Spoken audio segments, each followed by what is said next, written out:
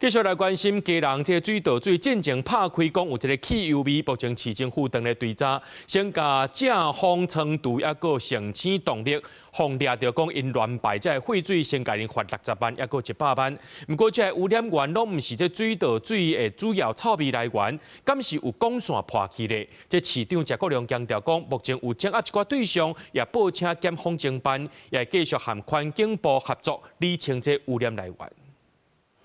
工地人员伫现场放太空包，阻止垃圾水入去基隆河。基隆市政府初三开始进行基隆河河道清理作业，测试持续快马加鞭，已经清出900立方公尺的透明沟啊。河道铺油的清除作业完成了后，会搁进行补水作业甲水质监控。市长谢国良下晡持续到场视察，督促进度赶紧完成。已经清了29趟的车次吼，那总清淤量是145立方公尺哦。今天跟昨天分别清了1台跟10台吼，11车次的这个浮油的清除作业。盛兴动力公司啊，未经许可排放废水，已经违反了水污法，裁罚新台币100万元。市政府已经查到正风程度形成动力违法污染河水，除了已经罚正风程度60万，测试搁重罚各公客运的保修厂形成动力100万。不过，拢排除是11月27污染源的凶手。根据了解，市政府调阅沿河的监视画面，